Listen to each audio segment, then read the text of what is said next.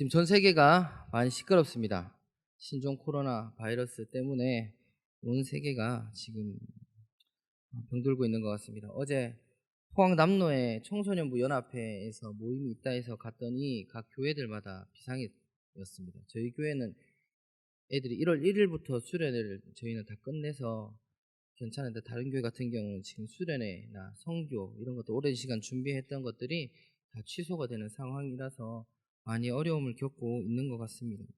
저희도 교회 차원에서 여러분 죄송하게도 저희가 소독제를 준비하려고 했으나 오천에 있는 포항에 있는 모든 약국과 인터넷 사이트를 뒤졌지만 파는 곳이 없었습니다. 모두 주문을 해놓으면 매진이라고 취소하라고 그러고 해서 저희가 생각하는 방법이 자체적으로 저희가 만들기로 했습니다. 그래서 또 감사하게도 우리 교회에 또 우리 신혜지 집사님께서 또 그런 달란트가 있으셔서 아마 다음 주에 해서 다음 주 오실 때에는 아마 손소독제나 이런 것들을 잘 비치해 놓을 수 있도록 제가 예비를 할 테니까 그 성도님 한 분 한 분 주눅드지 마시고 개인 위생 관리 철저히 하셔서 은혜롭게 예배드리는 오천중앙교회가 되었으면 합니다.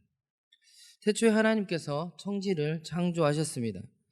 엿새 동안 전능하신 하나님께서 당신의 최선을 다하여서 에덴 동산과 우주 만물을 창조하시고 그것을 아담, 즉 사람에게 주셨던 것입니다. 처음부터 하나님은 그 모든 것들을 우리 인간을 위하여 창조하셨습니다. 하나님 창조하신 세상은 매우 아름다웠습니다. 좋았습니다. 그리고 풍족했습니다. 하나님 우리 사람들이 그것을 마음껏 누리고 즐기는 것에 대해서 매우 기뻐하셨습니다. 하나님이 만들어주신 세상 속에서 처음 사람 아담과 하와는 완벽하고도 완전한 행복을 누리며 살았던 것입니다. 우리 사람들이 그와 같은 복을 누리며 살 수 있었던 데는 한 가지 큰 이유가 있습니다. 핵심적인 이유가 있습니다. 그것은 바로 우리 하나님과 우리 사이에 아주 특별한 관계 때문이었습니다. 그 특별한 관계라는 것은 하나님이 우리의 아버지가 되시고 우리가 하나님의 자녀가 된다라는 관계였습니다. 하나님과의 그 특별한 모든 관계가 모든 축복의 통로가 되었습니다. 하나님은 아담과 하와에게 선악과를 먹지 말라라고 말씀하셨습니다. 하나님은 그와 같은 명령을 아담과 하와에게 하신 까닭은 단 하나였습니다. 바로 하나님과 우리의 관계를 유지하고 싶으셨기 때문입니다. 그런데 사탄은 그 하나님과 우리 사람과의 관계를 단절시키기 위해 하와를 유혹하게 됩니다. 그러면 너가 하나님이 될 것이라고 유혹합니다. 네가 하나님이 되리라는 것은 하나님과의 관계를 유지하지 말고 하나님과의 그 특별한 관계를 깨라는 유혹이었던 것입니다. 불행하게도 아담과 하와는 사탄의 유혹을 이기지 못하고 선악과를 그만 따먹게 되고 하나님 앞에 범죄하게 됩니다. 여기서 범죄라는 것은 하나님과의 관계를 끊어버린 것을 의미합니다. 범죄함으로 하나님과의 관계가 단절된 아담과 하와는 더 이상 하나님이 자녀이기 때문에 누리는 모든 권세를 잃어버리게 되었던 것입니다. 그래서 그들은 에덴 동산에서 쫓겨났습니다. 남자는 이마에 땀을 흘려야 겨우 먹고 살 수 있게 되었고 여자는 해산하는 고통을 형벌로 받게 되었던 것입니다. 땅은 엉겅퀴가 자라나 끊임없이 땅과 세상에서의 삶을 힘들고 어렵게 하였습니다. 갑자기 세상이 바뀌어버렸습니다. 이전에 행복하고 즐겁고 보기 좋았던 세상은 추하고 불행한 세상이 되어버렸습니다. 죄악이 가득한 세상이 되었던 것입니다. 뼈 중에 뼈요 살 중에 살이라고 고백하던 세상은 저 여자 때문입니다. 아닙니다. 이 남자 때문입니다. 라고 서로를 비방하고 죽이려고 달려드는 살벌한 세상이 되어버리고 말았다는 것입니다. 생명으로 충만하던 세상에 죽음과 고통의 그림자가 드리우기 시작했습니다. 사탄의 계획과 생각대로 세상은 흘러갔습니다. 모든 관계라는 것은 상호적인 것입니다. 상호적인 인간과 하나님과의 관계 중 하나님을 향한 인간의 마음이 그만 끊어진 것입니다. 그러나 그럼에도 불구하고 인간에 대한 하나님의 마음은 결코 끊어지지 않았습니다. 사람이 자기를 버렸음에도 불구하고 하나님은 사람을 버릴 수가 없었습니다. 죄로 인해 죽게 된 인간을 하나님께서는 그대로 내버려 두실 수가 없으셨다는 것입니다.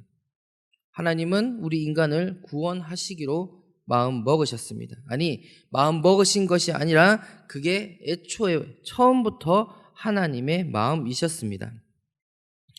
사람을 구원하시기 위하여 하나님이 하셔야 하셨던 일은 사람이 끊은 관계를, 하나님과의 멀어진 관계를 다시 회복시키는 것이었습니다.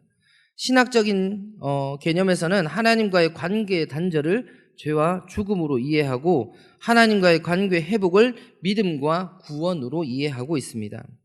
하나님을 배반하여 단절되었던 그 관계를 회복하기 위하여 우리에게는 꼭 두 가지가 필요했습니다. 그것은 바로 용서와 회개였습니다. 우리는 회개하고 하나님은 용서하시고 하는 일이 있어야만 우리와 하나님과의 단절된 관계가 회복되고 우리가 구원을 얻게 되는 것이었습니다. 그런데 이 용서와 회개를 위해서 반드시 또 필요한 한 가지가 있었는데 그것은 바로 사랑이라는 것입니다. 얼마만큼 사랑하는가가 어디까지 용서하는가를 결정하게 됩니다. 그래서 하나님께서는 그가 하실 수 있는 가장 극단적인 사랑을 선택하셨습니다. 그것은 바로 하나님이 사람이 되시는 것과 십자가에 달려 돌아가시는 것입니다. 그와 같은 하나님의 사랑 앞에 용서받지 못할 인간의 죄는 없어지게 되었습니다. 사탄도 더 이상 송사할 수 없게 되었습니다. 그것을 성경은 이렇게 정리합니다. 요한복음 3장 16절에 보면 하나님이 세상을 이처럼 사랑하사 독생자를 주셨으니 이는 그를 믿는 자마다 멸망하지 않고 영생을 얻게 하려 하심이라. 아멘. 이 세상에는 두 가지 시스템이 작동하고 있습니다. 그것은 죄로 말미암은 하나님과의 관계 단절이 가져온 사망과 죽음과 실패의 시스템입니다. 그런데 세상에는 그 죽음과 실패의 시스템만 작동하고 있는 것이 결코 아닙니다. 예수 그리스도의 십자가로 말미암은 구원과 회복의 시스템도 작동하고 있다는 것입니다. 어릴 적 두 번이나 이 말을 꼬맸던 적이 있습니다. 한 번은 빨래를 널러 가시는 어머니를 뒤쫓아 가다가 그만 옥상에서 어머니가 저를 민 건 아니지만 부딪히는 바람에 계단에서 떨어져서 이 말을 꼬맨 적이 한 번 있었습니다. 그런데 초등학교 2학년 때 똑같은 자리를 또 꼬맨 적이 있습니다.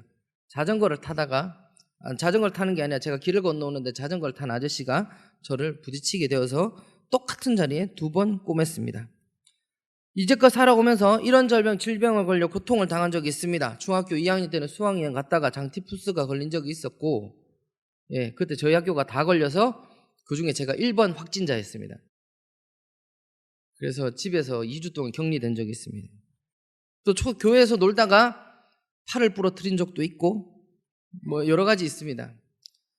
살아오면서 이런 질병에 걸려 고통받은 적이 있습니다. 그러나 그 모든 질병 지금은 다 지나간 과거의 일일 뿐입니다.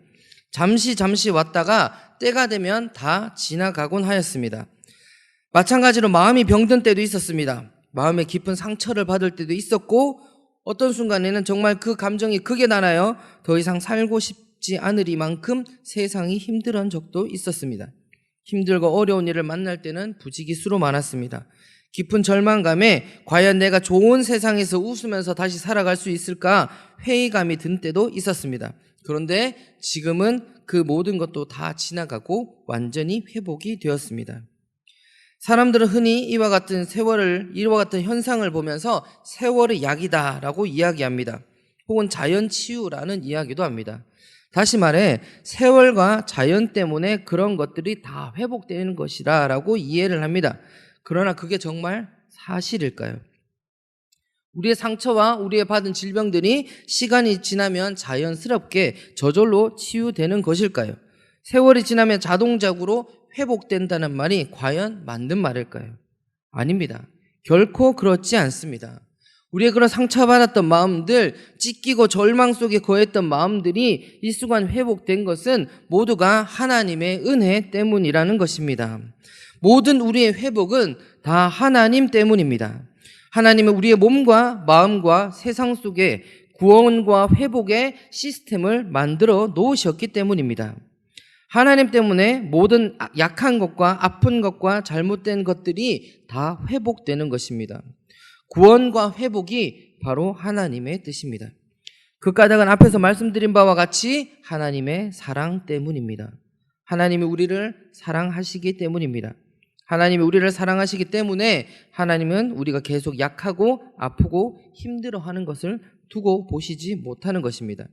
사랑의 하나님은 우리가 죽고 망하고 힘들어하고 아파하고 불행해하는 꼴을 그냥 두고 보지 못하시는 분입니다. 우리 기독교는 흔히 십자가의 종교라고 이야기합니다. 십자가에 우리 기독교의 최고의 메시지가 있습니다. 저는 예수님의 십자가를 바라보고 생각할 때마다 십자가가 저에게 주시는 메시지를 읽게 됩니다.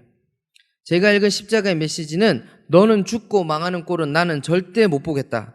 무슨 수를 쓰서라도 어떤 대가를 지불해서라도 너는 내가 꼭 구원하게 하고 말겠다. 내가 너를 반드시 살려내고 말 거야 라는 하나님의 메시지를 읽을 수가 있습니다.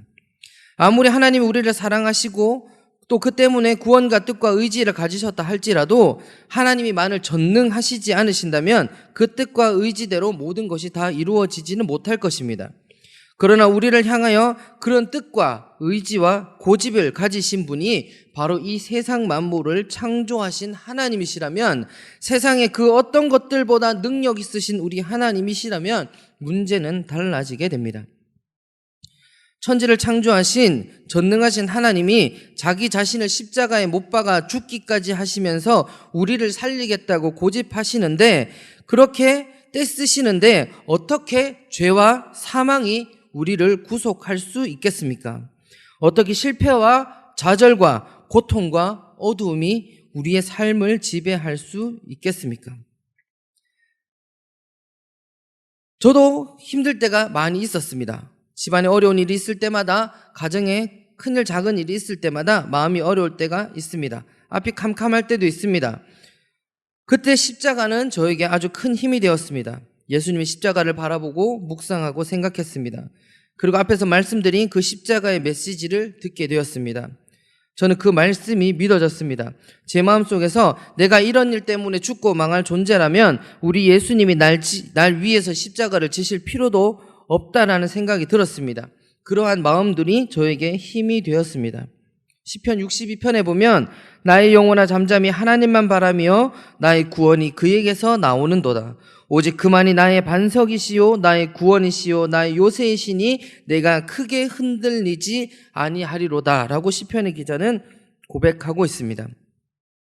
또한 고린도전서 15장에 보면 사망아 너의 승리가 어디 있느냐, 사망아 내가 쏘는 것이 어디 있느냐, 사망이 쏘는 것은 죄요 죄의 권능은 율법이라. 우리 주 예수 그리스도로 말미암아 우리에게 승리를 주시는 하나님께 감사하노니 그러므로 내 사랑하는 형제들아 건실하며 흔들리지 말고 항상 주의 일에 더욱 힘쓰는 자들이 되라. 이는 너희의 주 안의 수고가 주 안에서 헛되지 않은 줄 알미라 라고 이야기합니다. 믿음 없는 눈으로 세상을 바라보면 세상은 죽음과 절망이 지배하는 것 같이 보일 뿐입니다. 그러나 우리가 믿음의 눈으로 세상을 바라보면 세상이 결코 그런 것만은 아니라는 것입니다. 모든 죽음은 생명을 지향하고 있습니다. 모든 절망은 희망을 향해 달려가고 있습니다. 팀 켈러라는 목사님께서 그런 말씀을 합니다. 세상의 시선은 내가 누릴 수 있는 최고의 쾌락의 순간에서 절망을 향하여 달려나가는 것이라고 이야기를 하고 있습니다. 내가 누릴 수 있는 것, 내가 하고 싶은 것, 내가 먹고 싶은 것, 내가 보고 싶은 것 마음껏 누리면서 살아가는데 그 삶의 끝에는 결국 죄와 사망과 절망을 향하여 달려나가는 삶이라는 것입니다. 그러면 우리 그리스도의 삶은 어떤 것이냐? 내가 예수 그리스도로 인하여 지금 내가 고통받고 고난받고 핍박받고 찢기고 상처받고 피 흘릴지라도 결국 그 모든 고난 가운데 그 고난의 끝에는 바로 우리 하나님의 크신 영광이 있기에 그 영광을 보며 달려나가는 삶이 우리 그리스도인의 삶이라고 이야기하고 계십니다. 우리는 하나님 앞에 가서 나중에 무엇을 자랑하실 것입니까? 내가 예수 그리스도를 믿는다면서, 내가 예수 그리스도를 구주로 삼고 살아간다면서 정작 우리의 삶은 홈나게 멋있게 상처 하나 없이 때깔 반지르하게 그렇게 세상 살려고 노력한다는 것입니다. 여러분, 그동안 세계 역사를 봤을 때 기독교는 단 한 번도 칭찬받은 적이 없습니다. 늘 우리는 핍박당해 왔습니다. 늘 손가락질 당해 왔습니다.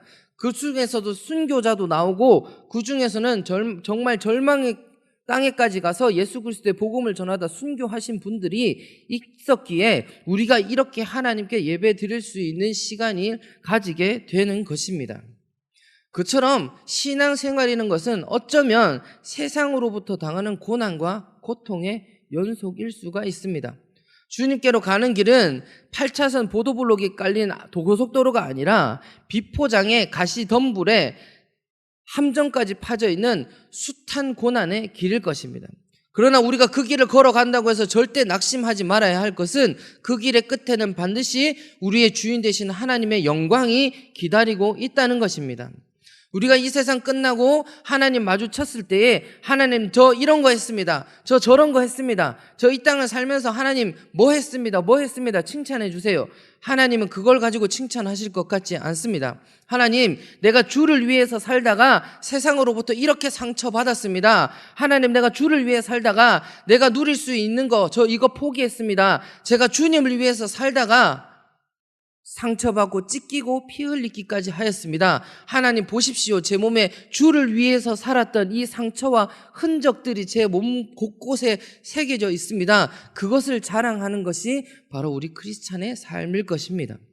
그리고 하나님께서도 반드시 그러한 우리의 상처를 보다듬으시고 하나님께서 수고하고 무거운 짐진 자들아 내게 오라 내가 너를 쉬게 하리라라고 하나님께서 세상에 줄 수 없는 평안을 우리에게 선사하실 것이라는 것입니다.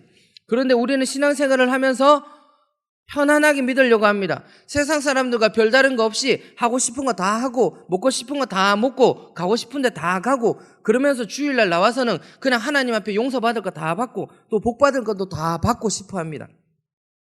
예전에 투캅스라는 영화가 있었습니다. 거기에 나오는 안성기라는 배우가 연기했던 경찰은 비리 경찰입니다.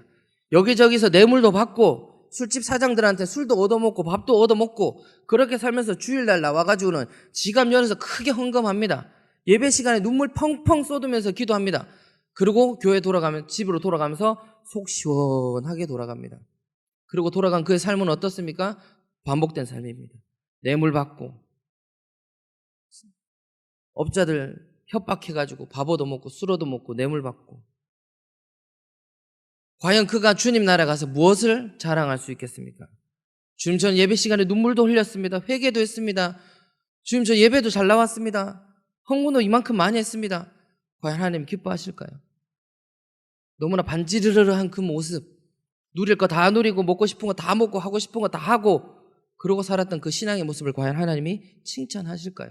아니면 내가 비록 이 길지 않은 이 세상을 살면서 내가 주의 자녀로 살면서 내가 그래도 교회 집사로 살면서 교회 권사로 살면서 남들이 다 하는 거 좀 참아가며 남들이 먹는 거 다 참아가며 남들이 가자고 하는 거 다 참아가며 누리고 싶은 거 다 누려가며 아니면 반대로 그 주님께 예배드린다는 그 하나로 세상 사람들한테 손가락질 받으며 상처받고 찢기고 하는 그 모든 상처를 주님 앞에 가져갔을 때 하나님이 칭찬하실까 하는 것은 우리가 잘 알 것입니다. 어떤 시인이 말씀의 실상이라는 시를 이렇게 지었습니다. 영혼의 눈에 끼었던 무명의 백태가 벗어지며 나를 애워싼 만유일체가 말씀임을 깨닫습니다. 노상 무심히 보아오던 손가락이 10개인 것도 이적에나 접할 듯 새삼 놀라웠고 창밖 울타리 한 구석 새로 피는 개나리꽃도 부활의 시범을 보는 듯 사뭇 황홀합니다. 창창한 우주 허락의 바다에 모래알보다도 작은 내가 말씀에 신령한 그 은혜로 이렇게 오물거리고 있음을 상상도 아니요 상징도 아닌 실상으로 깨닫습니다. 말씀을 마무리하겠습니다. 저의 삶에 닥쳤던, 겪었던 모든 고난과 아픔과 상처와 절망은 언제나 늘 그렇게 지나갔습니다.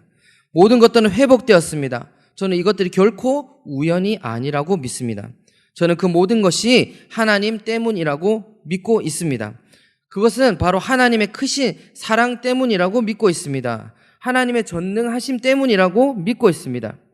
지금도 이런저런 일들이, 힘든 일들이 파도가 밀리듯 저와 여러분의 삶 속에 밀려들 것입니다.